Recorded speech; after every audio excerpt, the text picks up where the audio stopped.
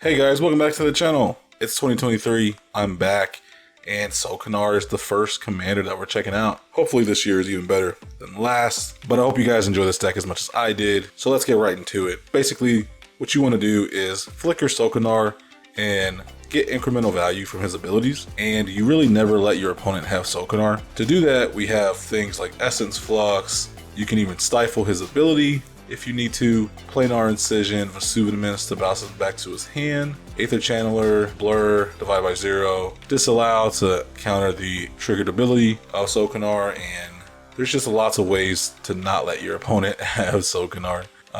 But that's not the only way the deck works. We're running a spell slinging build, so you'll see a lot of non-creature spells in the deck, which is why we're playing Third Path Iconoclast and Goblin Electromancer.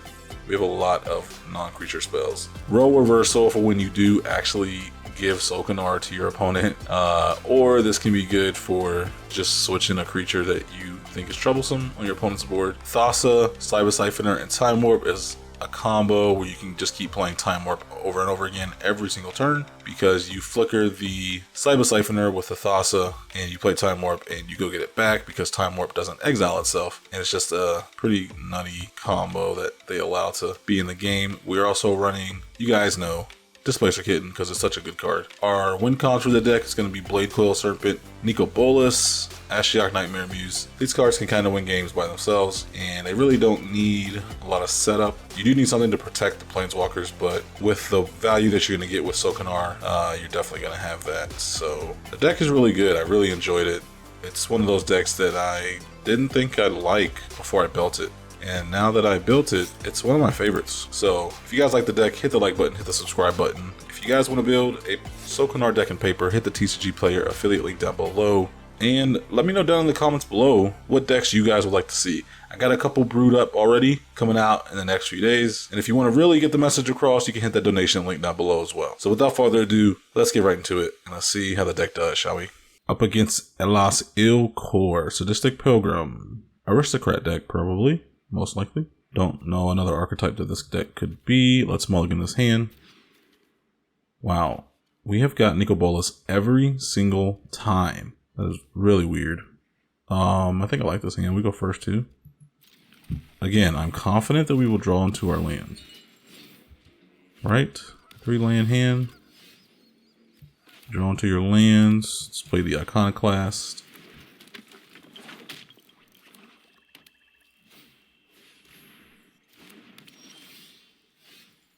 Let's play the island. Let's swing.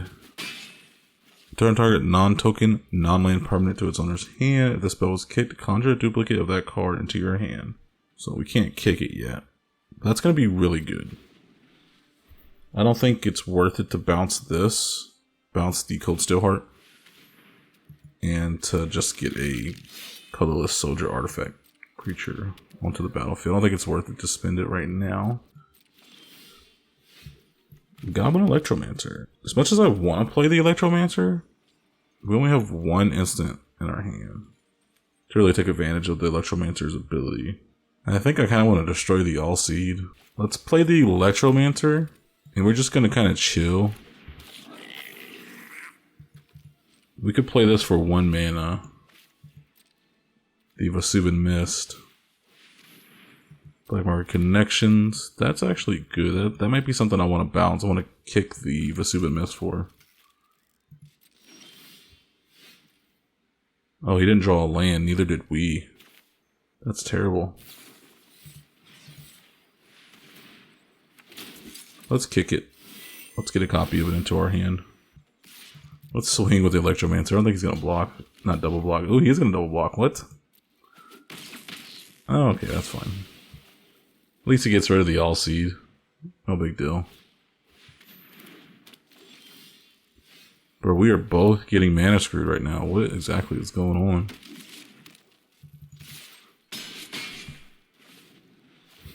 This is pretty ridiculous. Oh, he pays 6. Jeez. I guess he gains life from his commander. No big deal. Ah. He has the advantage now. That's for sure. The Soul Warden with the commander. Let's make a treasure, draw a card. Let's play the Nykthos. Could play our commander. Let's play the commander. We want to attack. We're going to do 3 damage to the... Do we want to do it to the Ilcore or do we want to do the Soul Warden? Probably the Ilcore. Yeah, let's do it to the Ilcore. Commander can come back. We can easily destroy the Soul Warden. Easily. So we're not too worried about that. Ooh, Witch of the Moors. It's actually not that bad. Well, that's bad in a couple ways. He gets to return things from his graveyard to his hand. That's why that's bad. But it's not terrible because we make tokens with our Iconoclast. I think we go ahead and kill this witch with the Urtai, maybe? I think we flash in Urtai. Diabolic Intent. What can we go get that we really need? Probably Thassa, no? Yeah, let's go get Thassa.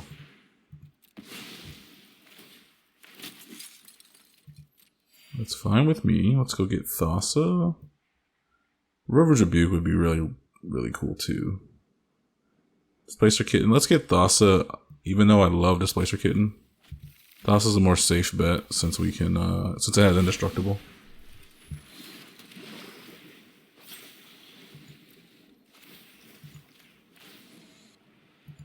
Let's draw a card.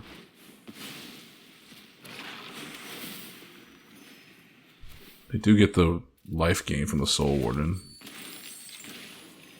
That's so good. Soul Warden with Black Market Connections.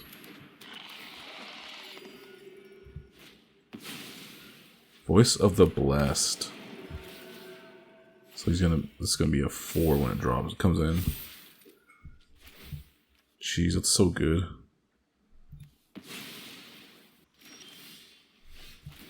Well, at least we're hitting our land drops. Can't be too mad about that. Is it time to play the Nico Bolas?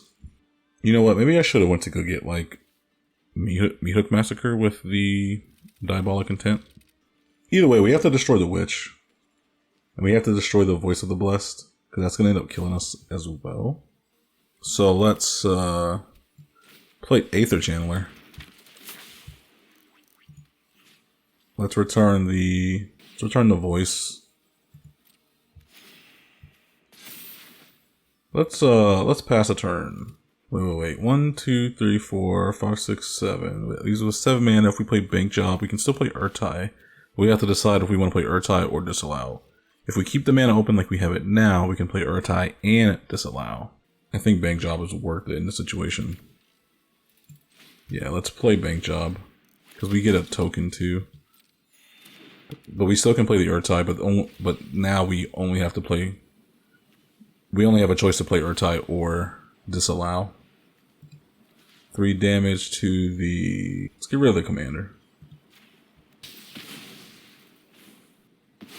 Soul Warden's gaining them a lot of life. But Soul Warden is only gaining them life. If he destroys his board with the commander on the field, then we have problems. Because we lose a ton of life. We do have the counter spell in Urtai though, so maybe it wouldn't be too bad. Ooh, no.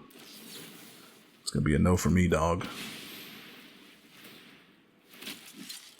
You cannot let that resolve. He's gonna get... He already has tons of card advantage right now. All seed, but he doesn't have a way to protect it. We block here. Block here. We take 3.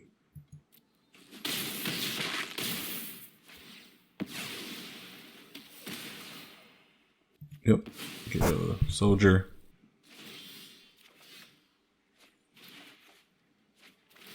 Vadric. So if we take 3, we go down to 7. I don't know if we can afford that, to be honest. So get black, I guess. Oh, we can actually go get the Gale. I mean, we can actually go get Diabolic Intent with the Gale, Conduit of Arcane, but that would take a whole another turn. Let's play Vadric. Let's tap the Nykthos for blue mana, and then we'll play the Nicol Bolas.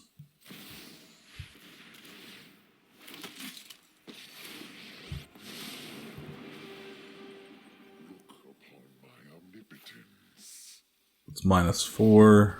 Get rid of the Witch.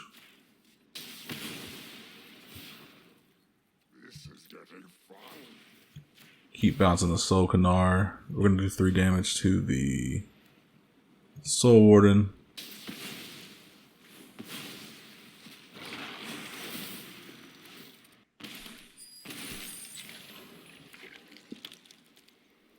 We are gonna have to block, but we have ways to kill his creatures here. He could just play his commander. Oh, good game. I didn't think he would actually fold. I was gonna say he could play his commander and then he swings out, and then we have to, like, his creatures, like, we have to kill his creatures, like, we have to block. So either we kill them or we don't kill them. Either way, we don't want them to get through at all. So they would die. We still would take 4. I don't know. I think he quit premature, but really weird. Good game. Tashar, Ancestor's Apostle. Cast a historic spell. Return target creature card with mana value 3 or less from your graveyard to the battlefield. So historic tribal. This is a really terrible hand. That's a mulligan. This isn't too bad. Let's keep it. See, this is what I mean. How do you go from playing Goshen Tide to playing something like Tashar? Or Kaya, or Zav Usurper? Like, I just don't get it. I really don't. You know, at least we're playing a lot of different variety of decks instead of playing, like, all Rusko decks. Because Rusko has taken over the format, I've heard. But I haven't seen a Rusko deck all night, so I really can't complain.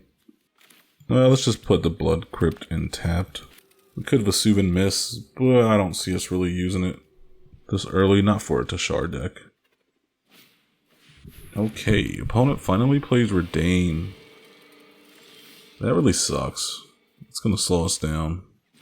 It's gonna slow us down because we have Snowlands. I was thinking I could play Phyrexian Metamorph to copy the Redain, but they don't have Snowlands, they just have regular plains, so just play the Thief of Sanity. What I'll probably end up doing is bouncing the Redain with the Vesuvian Mist next turn. I'll kick the Vesuvian Mist, copy the Redain, get a copy of it, and go from there. It's not really going to help us, but it could be worthwhile for the non-creature spells your opponents cast with mana value 4 or greater cost 2 more to cast ability, depending on how huge their curve is. But knowing the Tashar deck, 3 or less mana is the curve. Let's do Watery Grave because it's not a snow permanent. And let's kick the Vesuvian Mist. This also allows us to hit with the Thief of Sanity. You could sack it to the Altered Dementia.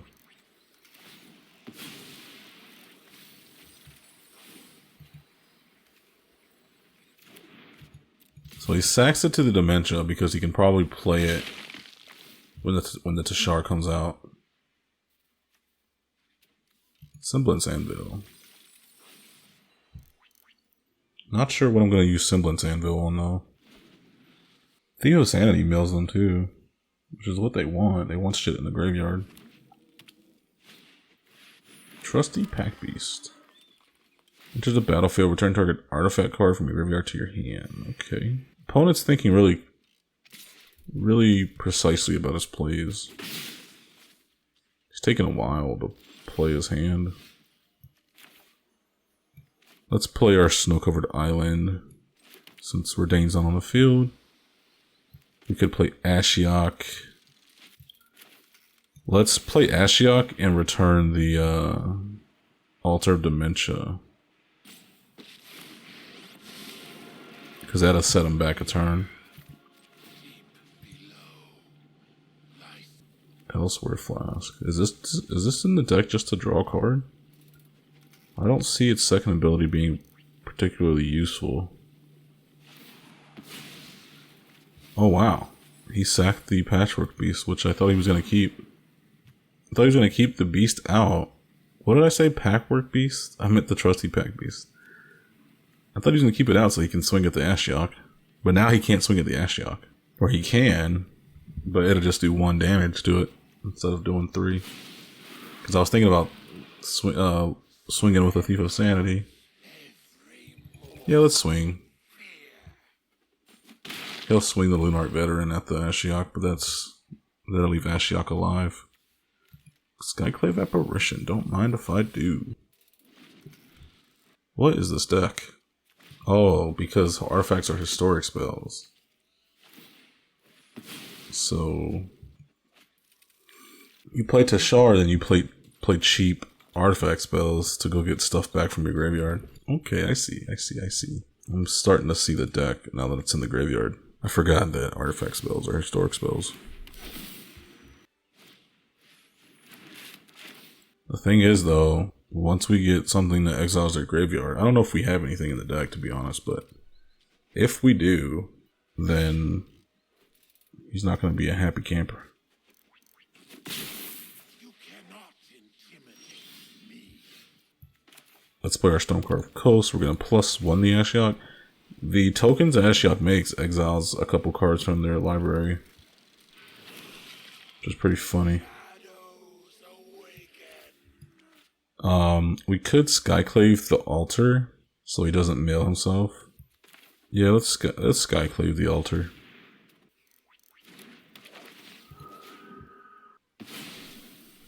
This is a really weird deck. I could Phyrexian Metamorph the Thief of Sanity so we get 2. That would just mail him even further. Salvager of Ruin, Restoration of Iganjo, Rydal Sentinel. Rydal Sentinel will be funny because then we can kind of control what they do with their graveyard. Because we can pay 3 to put target card from a graveyard on the bottom of its owner's library. So whenever he goes and plays Tashar, let's have us mill. Whenever he goes to play Tashar and then tries to like get a historic spell from the graveyard, we just pay 3 and pick whatever card that he picks with Tashar, puts it on the bottom of his library. Pretty hilarious if you ask me. We can't do it right now, obviously, but whatever he brings back, he can't replay it. Farmhand costs 2 mana, Redain costs 3 mana, Pack Beast costs 3, Salvager of Ruin costs 3 too, I think. Oh wait. Oh, from your graveyard to the battlefield. I thought it said put it in your hand. Very interesting.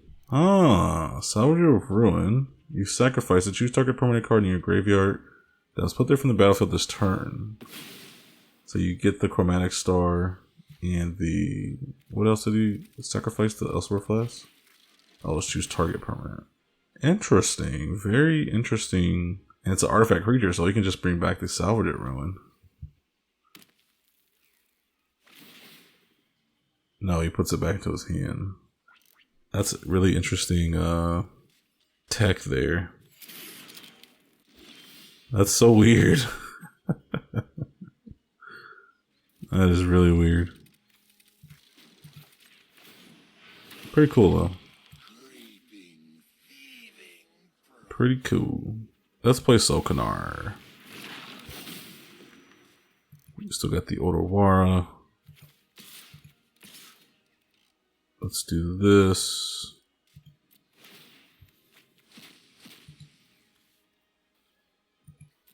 He probably will block the Tashar because he knows that we can just kill a Tashar with the Kanar. So if he decides to block the Thief of Sanity with the Tashar, he does not. Let's get the Dawnbringer Cleric. Go to end turn, do 3 damage to Tashar. So Tashar costs 6 now. He's going to have to spend all his mana to play Tashar. Well, if he hits a land drop, he'll have 1 mana left. Which he does have a 1 mana artifact, so he'll be able to bring something back. But that's the extent of his turn there. We could stifle the Tashar ability, so that's pretty funny. Stifle's in here for our ability, for our Kanar ability. If we never have a way to blink the Kanar or sack it, and it does eventually have to go to our opponent, we can stifle that ability. Interesting that he actually didn't play Tashar and play the Inscribed Tablet. I would have thought he would have did the opposite. Moonsilver Key. Draws a card. So I guess he has a way to bring back the Salvager of Ruin. Maybe not. I'm not sure. Maybe he just wanted to draw that card from the Chromatic Star. Or Chromatic Sphere. Ashnod's Altar. That's a good card to go get. The opponent is really thinking about his plays here. Mere Scrappling. So he can sack the Mere Scrappling. Put a 1/1 counter on target creature. Very interesting.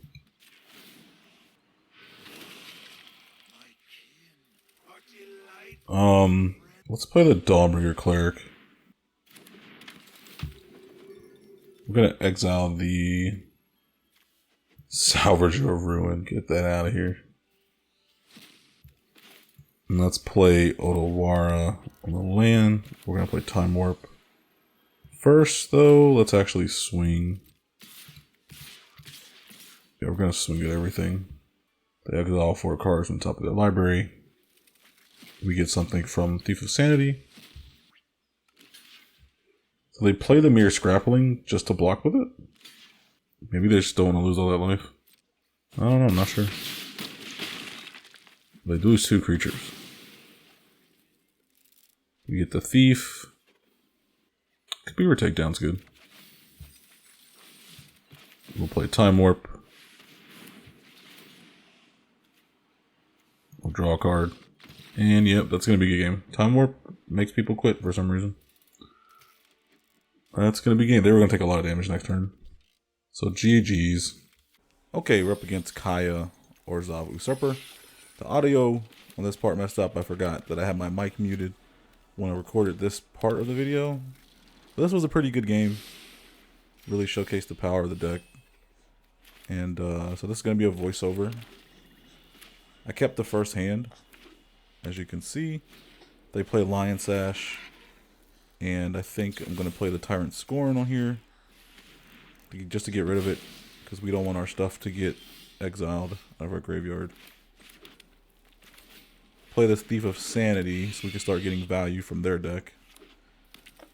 And we play the Orzhov Locket. Nothing too crazy. We play the Plaza of Heroes. Swing with the Thief of Sanity. Let's see what we can get. And I believe we get this Shieldred, the Apocalypse. Because we can play it right away. And now we have a Shieldred. They play the Smother and Tithe, but we're not too worried about Smother and Tithe. Because we play the smart game and pay the 2 mana. And we just keep swinging because we have blockers and stuff on the board.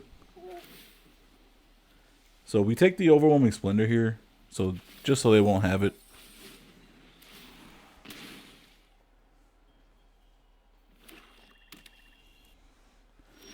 They pass the turn with mana up. We pay the 2 again.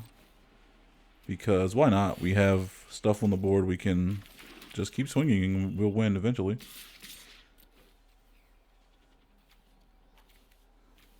They have Iganjo, so they shoot our Thief of Sanity out the sky. Thanks to those guns from the castle. And we're left with Shieldred, which is still really great. Down to 7 life. We really got them where we want them. They play ECD on Shieldred. And that's gonna be game pretty much. I think. I think about this. I don't pay the 2 this time. I play Nico Bolas, and we can -4 Nico Bolas to hit them for 7 damage, and that is GG's. That was a really solid game, really quick game, but hope you guys enjoyed it. Thanks for watching, and I'll see you guys in the next one.